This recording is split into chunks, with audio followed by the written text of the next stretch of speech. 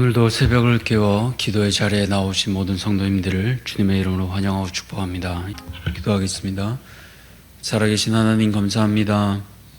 이 세상을 살아가는 동안 늘 주님과 동행하기를 간절히 소원합니다. 그 마음을 담아 함께 우리가 이 고백을 드렸습니다. 주 예수와 동행하니 그 어디나 하늘나라.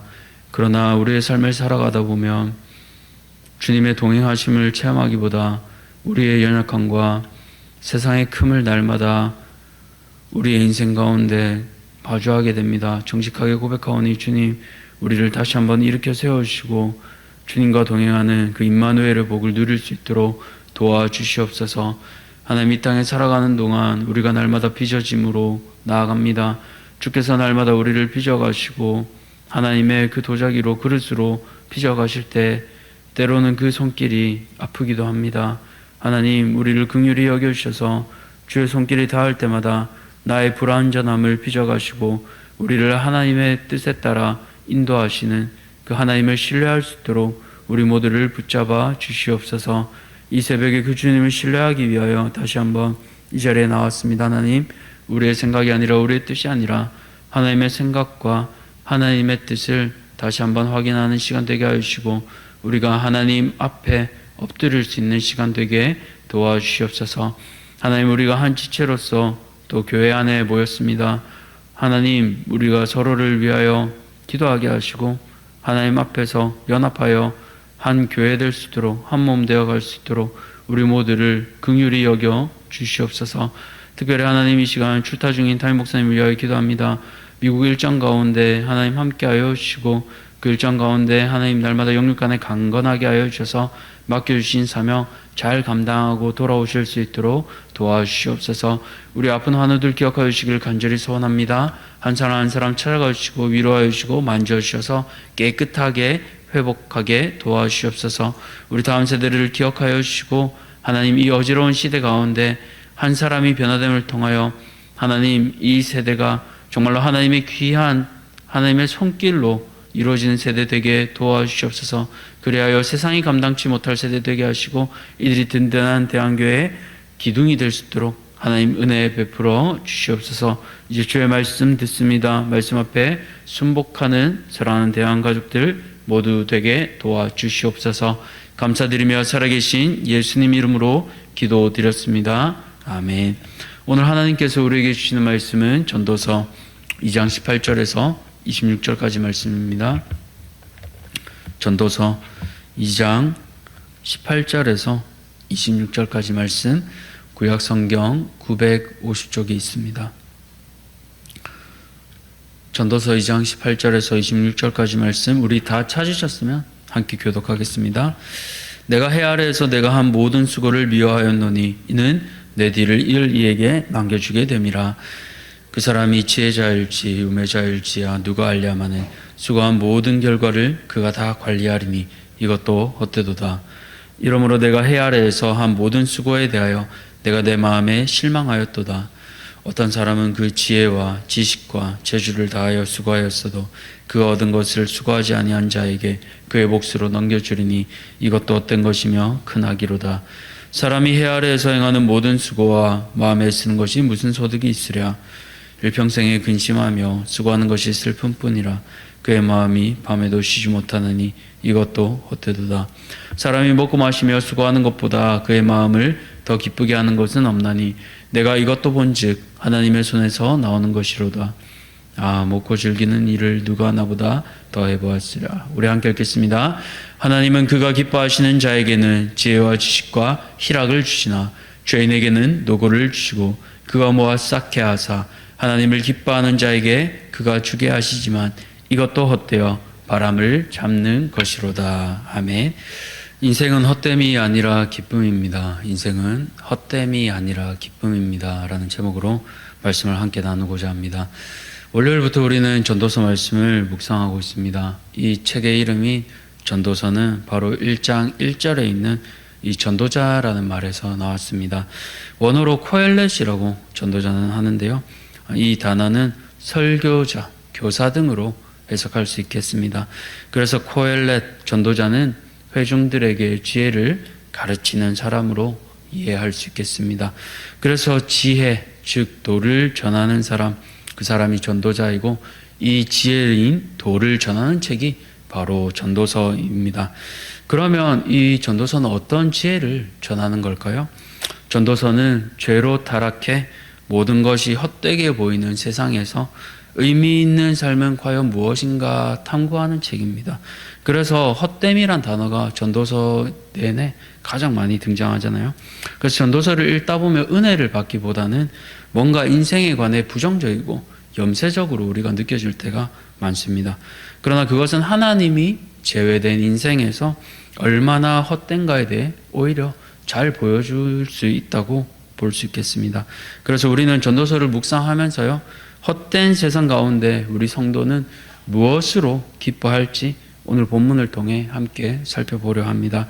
먼저 18절을 보시면 이 전도자의 감정이 잘 드러나는데요. 내가 해 아래에서 내가 한 모든 수고를 미워하였노니. 전도자는 왜 자신이 한 수고를 미워한다고 이렇게 표현했을까요? 그것은 자신이 수고한 것을 자신이 누리지 못하고 뒤를 이을 이에게 남겨주어야 하기 때문입니다. 더군다나 자신의 뒤를 이을 사람이 지혜로울지 어리석을지 모르지만 그럼에도 불구하고 어쨌든 자신이 수고한 것을 본인이 누리기보다 다 물려주어야 하기 때문에 그는 헛되다고 합니다.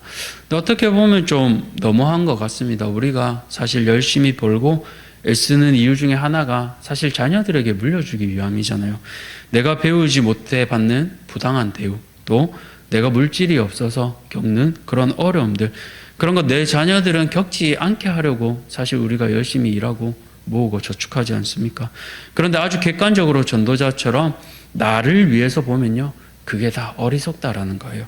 나는 고생하고 아껴서 자녀 물려주지만 만약 그 자녀가 철이 없고 어리석어서 만약 주식이나 코인 같은 데 한번 잘못 투자해버리면 모두 다 끝나버린 겁니다. 헛돼 버리는 거예요.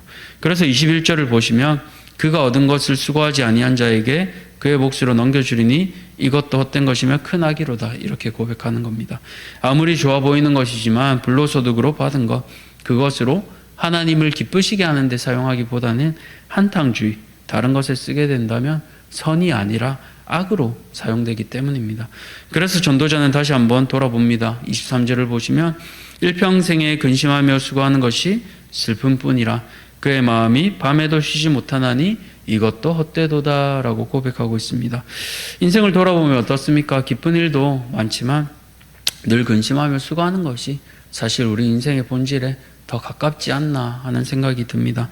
자녀들은 커가고 시간이 갈수록 직장에서 퇴직할 날은 가까워오고요. 또 요즘은 나이가 먹을수록 어떻습니까? 아픈 곳이 많아지기도 합니다. 돈이 없으면 치료받기도 힘들고요. 또 나이가 들수록 입은 다물고 지갑은 열라고 해서 돈을 줘야 할 곳은 많아집니다. 손주 용돈도 줘야 되고 친구들이랑 모이면 밥도 한 번씩 사야 되는데 호주머니 상황은 여의치가 않습니다. 그래서 사실상 근심과 염려를 참 내려놓기가 쉽지 않은 것 같아요. 그러면 어떻습니까? 우리 마음이 쉬지를 못하잖아요. 밤에도 쉬지 못합니다. 그래서 전도서는 인간의 이런 연약한 모습을 가장 적나라하게 보여준다고 볼 수 있겠습니다. 그래서 20절 보면 이 전도자의 마음이 다시 한번 드러나지요.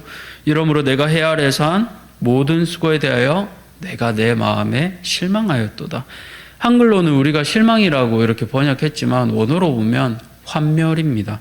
진절이 나는 거예요. 더 이상 이 세상에 마음 두고 싶지 않다. 그게 인생입니다.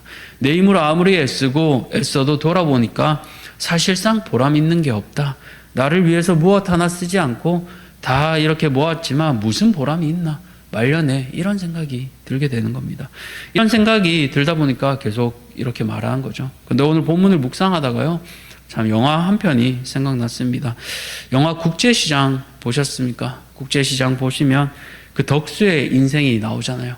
그것이 이 전도사의 모습과 참 많이 묻어났다, 그런 생각이 들었습니다. 어릴 때 일사후퇴로 그 북한에서 흥남에서 철수해서 부산까지 왔죠.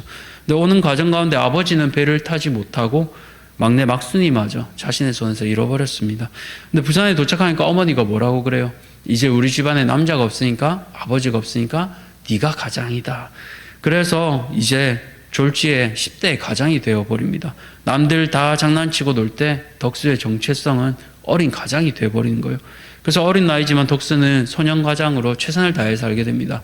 연고도 없는 곳에서 구두 닦기 하고, 그러다 공부 잘하는 남동생 서울대 간다니까 돈이 없어서 독일의 광부로 파견 가잖아요. 그래서 광산에서 열심히 일하는데 굴이 무너지고 죽을 뻔하고, 겨우 살아나지만 그 돈 누구 위해서 씁니까? 자기 생활비, 최소한의 생활비 빼고는 다 동생 학비, 가족 위해서 보내잖아요.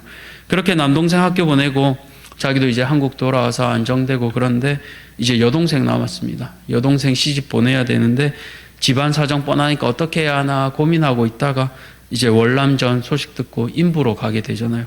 거기서도 위험한 일 다 겪고 군인들이랑 후퇴하는 과정 가운데 허벅지에 총 맞아서 결국 다리가 불편하게 돼요.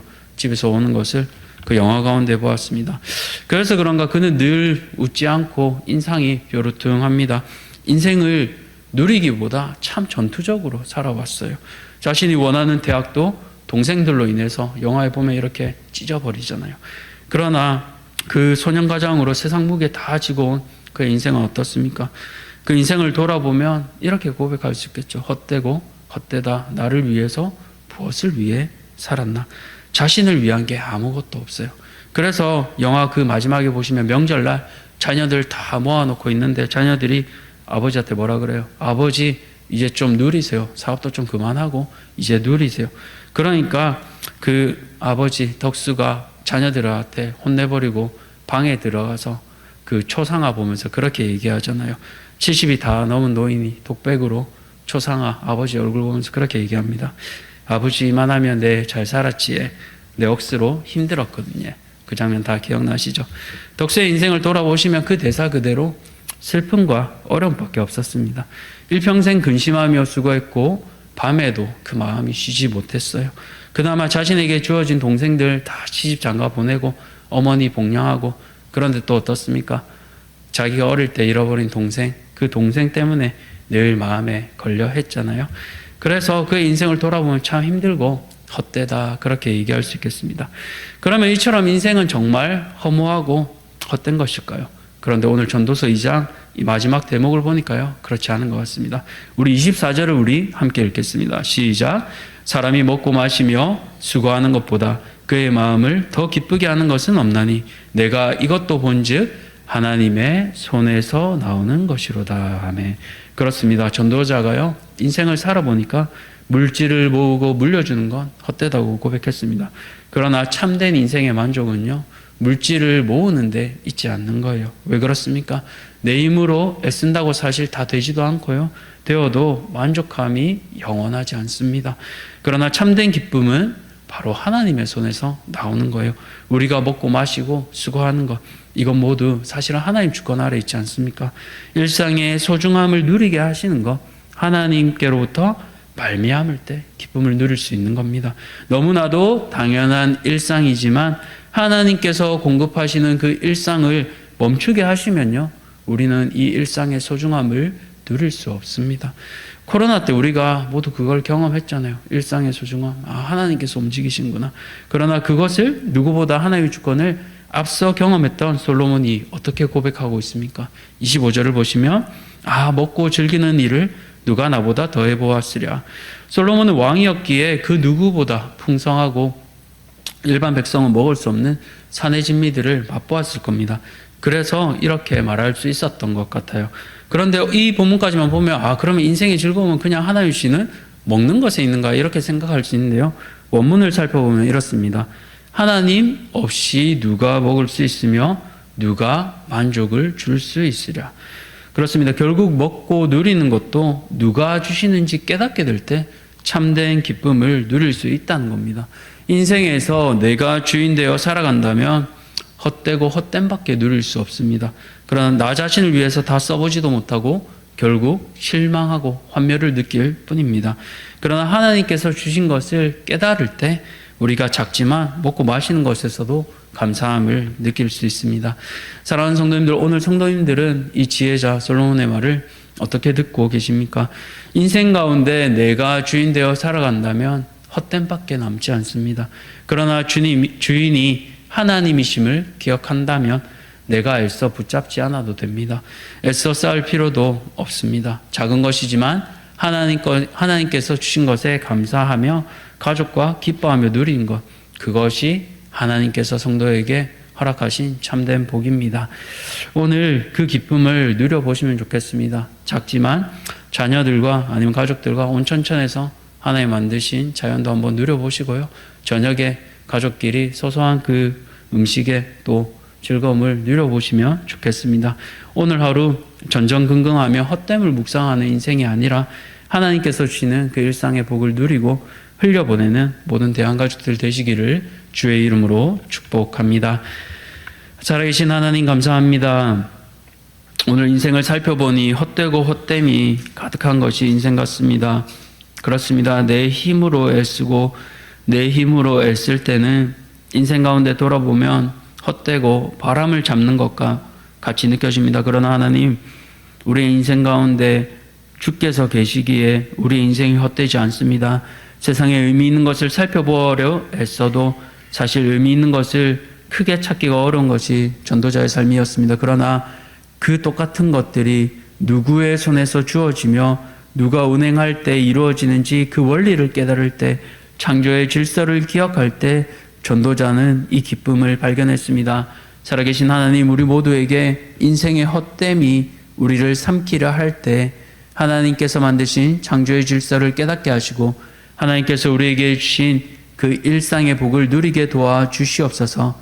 그리하여 하나님께서 주신 기쁨을 우리가 함께 누리게 하시고 가족들과 먹고 마시며 누릴 수 있는 그 일상의 작은 복들도 우리 모두에게 허락하여 주시옵소서.